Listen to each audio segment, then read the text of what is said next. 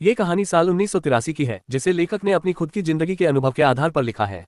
सुबह 10 बजे पुलिस ने पांडी को एक दुकान से पकड़ा जहां वह काम करता था और उसके दो दोस्तों के साथ थाने ले आए। इन तीनों को ये भी नहीं पता था कि उन्हें क्यों पकड़ा गया है, लेकिन बिना कोई सवाल पूछे पुलिस ने उन्हें बेरहमी से पीटना शुरू कर दिया। भारत में कई बार पुलिस पहले मारती है और बाद में पूछताछ करती है। उनमें से एक लंबा लड़का ये सहन नहीं कर पाया और भागकर पिछले दरवाजे की ओर दौड़ा। तभी एक पुलिसवाले ने लोहे की बाल्टी से उसके सिर पर वार कर दिया। वह जमीन पर गिर गया और बेहोश हो गया। पांडी और उसके साथी डर गए, उन्हें लगा कि वह मर चुका है। पुलिस वाले उसे देखकर चले गए। तीनों लड़के सीढ़ियों के नीचे कराहते पड़े थे। पांडी ने अपने दोस्तों से कहा, शुक्र है छोटा मेढक नहीं पकड़ा गया, अगर वह पकड़ा जाता तो जरूर पिटाई होती। असल में वे चारों अपने गांव से रोजगार की तलाश में बाहर आए थे। हर साल हजारों तमिलनाडु के मजदूर दूसरे राज्यों में काम की तलाश में आते हैं। उनके पास न घर होता है, न कोई पहचान। उनका जीना पहले ही मुश्किल होता है और ऊपर से ज्यादातर लोग स्थानीय भाषा नहीं जानते।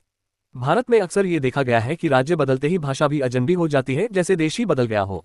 इसलिए एक साझा भाषा को बढ़ावा देना कितना जरूरी है। सुबह हो गई थी। थाने का मुख्य अधिकारी चियांगे ड्यूटी पर आया। उसने तीनों को देखा और अपने मातहतों से कहा, इनके कपड़े उतारो और दोबारा मारो।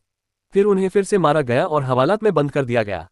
कुछ देर बाद जब उन्हें शौचालय ले जाया जा रहा था तो उन्होंने देखा कि वह छोटा मेढक भी पकड़ा गया है, जिसे रात में गिरफ्तार किया गया था। वह ज्यादा पिटाई नहीं सह पाया और टूट गया। उसने पुलिस को बता दिया कि पांडी और उसके दो दोस्त उसके साथ ही थे। असल में चोरी एक स्थानीय अधिकारी के घर पर हुई थी। पुलिस पर दबाव था कि केस जल्दी सुलझाया जाए ताकि उनकी छवि मजबूत हो सके। जब उन्हें पता चला कि चोरों में से एक तमिल में बात कर रहा था तो उन्होंने इन चारों को ही पकड़ लिया। अब चारों को थाने की दूसरी मंजिल पर ले जाया गया। उनके पैरों को जमीन से बांधा गया और उन्हें उल्टा लटकाकर पीटा गया। मारने के बाद उन्हें नीचे उतारा गया और दौड़ने को कहा गया। कहा जाता था कि इससे मछली का खून साफ होता है और हड्डियां मजबूत होती हैं। पर दौड़ के बाद फिर से पिटाई होती थी। फिर उन्हें हवालात में डाल दिया गया। अब पांडी ने तय किया कि अब और नहीं सहा जाएगा। उसने कहा, ये लोग हमें बलि का बकरा बनाना चाहते हैं, लेकिन इन्हें नहीं चाहिए कि हम भूख से मर जाएं। हमें विरोध करना होगा। उन्होंने खाना खाने से मना कर दिया। 3 दिन तक कुछ नहीं खाया। पुलिस वाले घबरा गए। श्यांगे ने कहा, लगता है वाकई इनका कोई कसूर नहीं है, इन्हें छोड़ दो। लेकिन किसी को नहीं पता था कहीं ये किसी और बड़ी चाल का हिस्सा तो नहीं था। इसी बात पर एक लाइक और सब्सक्राइब तो बनता है।